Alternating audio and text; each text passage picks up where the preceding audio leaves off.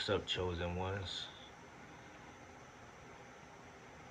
I got a real chosen message for y'all today. For some odd reason, I feel I feel very comfortable using the terminology chosen ones. Chosen is a very funny word, right? Because it could mean you're chosen. You could be chosen for something negative. You could be chosen for something positive. But when I say chosen, the reason why it's so beautiful is because it stands out.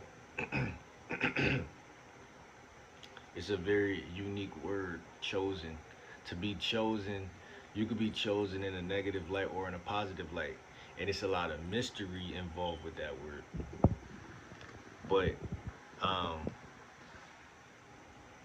what I wanted to talk about was I got two topics actually, but I'm gonna try to squeeze it into this one video. As far as like being chosen, it's funny because then you gotta choose yourself.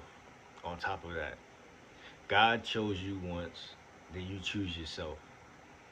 Uh, because you gotta right. If you're chosen, then you gotta live by a different set of rules than somebody who's just regular. Um,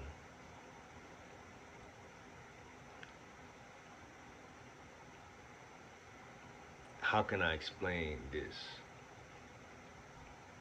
So if you're supposed to be playing by a certain set of rules, right, and you haven't been, because I know y'all haven't been, because if you're just waking up to the fact you're chosen, then you haven't known that. You haven't known you was chosen. If you didn't know you were chosen, why would you go vegan? Why would you stop hanging out with the group of friends you was hanging? Why would you stop smoking cigarettes? Why would you drop out of school to pursue something that nobody else you seen around you pursue? Why would you do something different? Why would you take a route less traveled if you didn't know you were chosen? You wouldn't, because you can't, because you don't even know how to. You don't know how to love yourself because you don't know yourself. So you find out everything you was doing was a lie. And yeah, there's some people around you who gonna act like they're mad because you're not the person they thought you were. They're upset. They're mad at you because you're not the person that they thought you were. As if their ego is involved in your life and dependent upon you. That's not your problem. That's their problem. That they need to go to therapy and fix because they're focused on other people.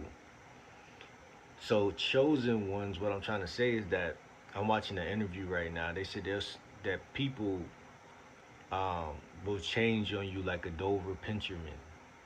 Pincherman, what do you call it? Dover Pincherman. People change. Women change, men change, but you gotta stay consistently consistent and be who you are every day. If you be who you are every day, you're gonna reap the benefits. You're gonna reap the benefits of staying consistently consistent because you never did that before. If you just found out you chosen, then you're inconsistently inconsistent, right? So you haven't been living in your purpose. You haven't been living in your comfort zone. You haven't been living in prosperity. You haven't been living in your truth.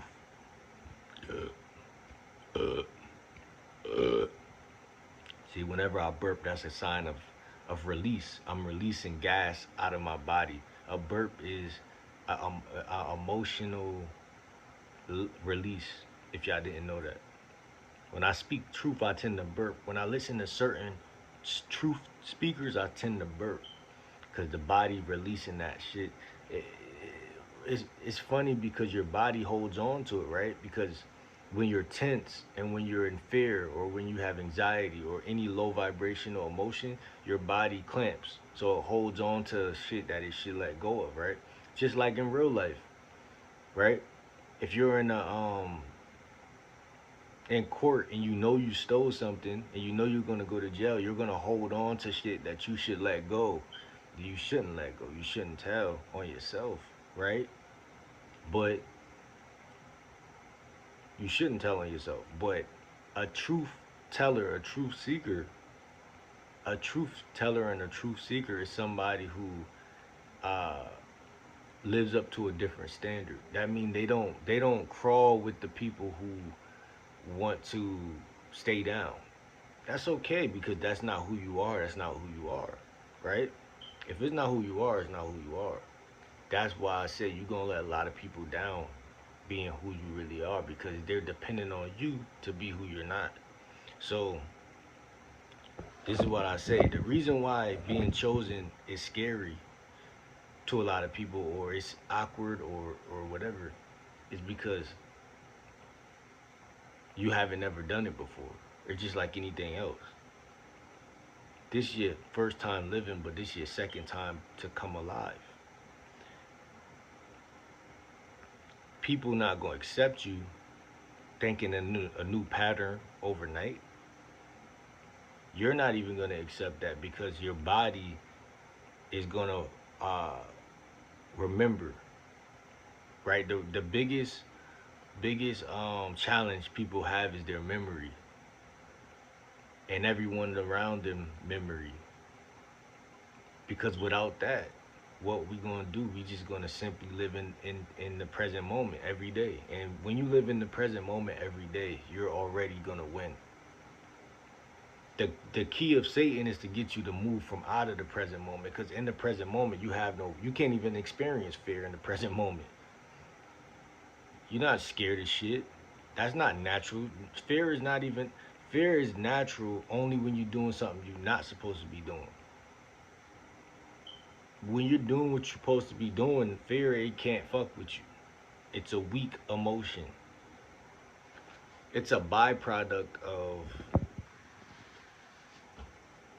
It's not normal to be in fear.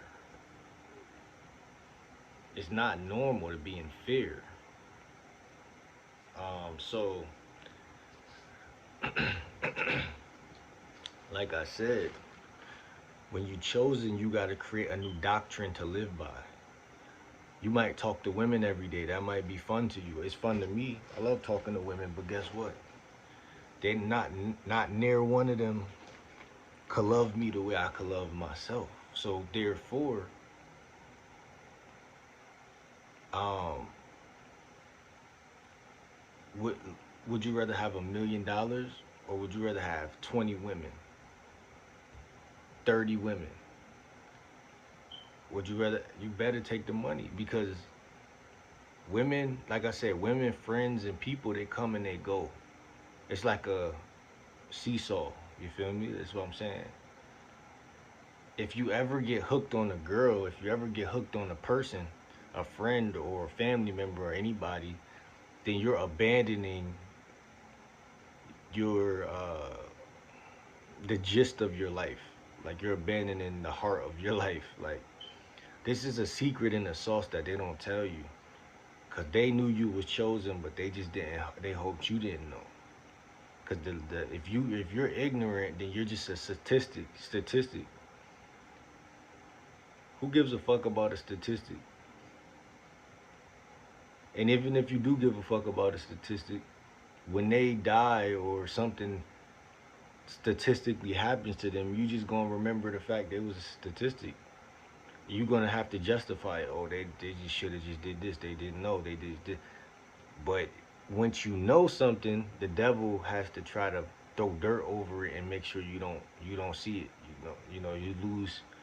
You lose identification of that thing. Like I said, the last message I'm gonna say before I end this video, because I said I had two things. That was the first thing. The second thing is, how do you know you're posting adequately on YouTube? This is something big in my life because I see these famous YouTube pages. Oh, I see these famous. Oh shit! I see these famous YouTube people, and they got like 8 videos on their page, and you don't know what they deleted from their past or whatever. And it's just different YouTubers, right? Some people really took off of one video, and I talk about this a lot because this is something I think an insecurity of mine. It's like, am I over posting? And is it even a such thing as that?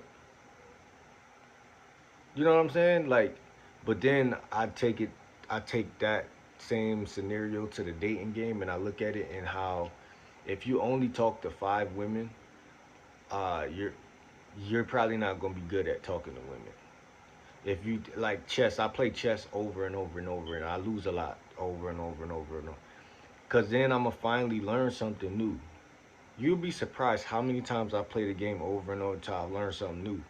Then once I learn something new, the only problem with that is that I would say this: you're supposed to get better. So even on YouTube, it's like, bro, what you gonna do in your next video to make sure that you actually impact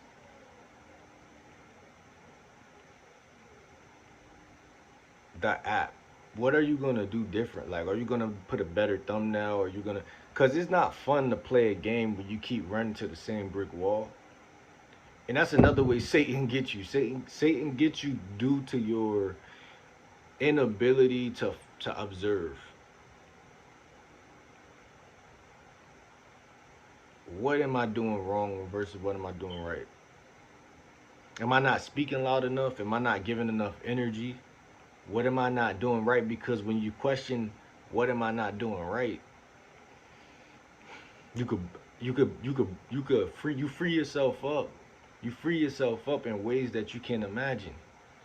You give yourself wiggle room to actually defeat what's been blocking you, hindering you.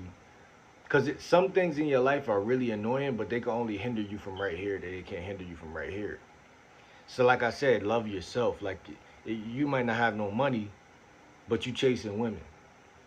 So then technically, you're kind of dependent a little bit. You're kind of dependent, saying, okay, I don't got no money, so who's taking care of you? That's what you need to ask yourself. Who's taking care of me? And why am I allowing these fools to take care of me? Why am I doing that? Right? Because that's what's bothering, that's what's obstructing your happiness. If you could get a woman, but if you get a woman and y'all both go 50-50 on everything, how you even gonna go 50-50 without any money? And even if this woman takes you for who you are and accepts you with less money, she's still gonna look down on you financially. So why even waste your time with anything but finance? And lately I've been looking at that a lot. I'm like, bro, why what does loving yourself look like? This is what you gotta ask yourself. What does it look like? Like for me, it's posting at least 8 videos a day, 10 videos a day, 15 videos a day if I can. Why? Because guess what? The quicker I can get some cash flow, the quicker I could change my whole reality. I don't gotta deal with idiots. I don't gotta deal with losers. I don't gotta deal with miserable people. Money changes a lot of stuff, and the comfort level that young men have not having money is what makes a narcissist a narcissist. They have no voice in your life. They have no power, except for the fact that you don't have no money. I'm telling y'all, I say this all the time. Their only tools that they use is their cell phone, their house, and their car. If you take those 3 things away from a narcissist, they're weak. They have nothing. Their cell phone, their car, and their house. These 3 tools are used like weapons from a narcissist. Name a narcissist that don't got those things. Name one. Name a narcissist that don't got a car, a phone, and a house.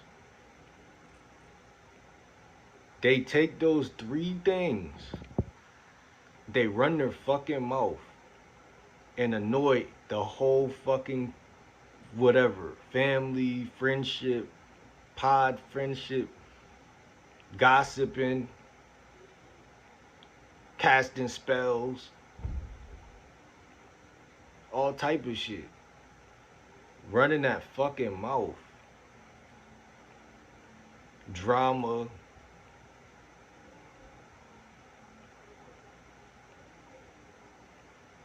Unable to manage their own energy, stay calm. They just weird. And like I say, that's where I love to point those three things out because it's always gonna go back to one of those. Like, um, they like to use their voice to like as a noise to kind of like, cause your body reacts to noise. Even if your mind ain't reacted to noise, your body has the ability to react to noise. So a narcissist will just use their voice to like cast, you know, sound to sonically disturb your body, your vessel. You know what I mean? Like, but then when you turn other noise up to block them out, then you start to realize that these people really are weird. Because nobody's voice should annoy you, right? Nobody's voice should annoy you or irritate you. I've been living for 27 years. For about 20 years, I never seen somebody's voice annoy me. I never heard it. I never felt it. I never experienced a voice annoying me. Only certain people could do it. And like I said, I think it's a spell. I don't think it's really the voice. Some people have weird energy, you know what I'm saying? Weird vibe, weird voice, you know what I mean? So, but anyway, I'm about to post this video, man. Shout out to the chosen ones out there. Um, I'm I'm definitely trying to make about 10 videos today. I only go harder under pressure because I'm just an asshole. Like anybody who wanna fuck with me, I'm just gonna fuck with you harder, bro. Like I'm not no bitch. Like I'm sorry, you know what I'm saying? Hey, I'm a narcissistic, I'm a narcissist's worst nightmare. You know why? Because I just don't give a fuck. Um, and I'm spiritual. See, the narcissist, let me tell you one last secret. A witch or a narcissist, they can't handle a spiritual guy. They can't handle that. They could handle somebody who is emotional. They could handle someone who has fear, worry, doubt, anxiety, uh, pessimism. Because the narcissist's job, right, is to use their voice or their annoyance and to drive you somewhere. You ever heard the term driving someone crazy? How you gonna drive anything without using your voice? They use their voice to irritate you. So naturally in your natural state, right? You're successful already. All you gotta do is keep going forward and grinding. You're gonna win. But a narcissist, they're built to deviate you from the path of least resistance, to put you on the path of most resistance, to where you feel discouragement or some type of low vibrational anger, frustration, fear. Because ultimately, when you're trying to go forward, you're trying to go forward and you feel someone trying to hold you back. That's exactly what you feel. Even if it's subconscious or whatever, you feel that. And emotionally, that's triggering, right? We talk about it in therapy all the time. It's to set up to trigger you. And once you're triggered, you're just mad because you're like, why? You're mad for a couple of reasons. You're mad because you're asking yourself why, and they tell you in therapy, don't question the word why, because if you question why, it's a victim question automatically. So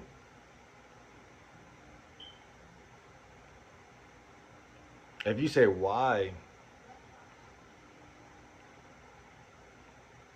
it signifies that you are scared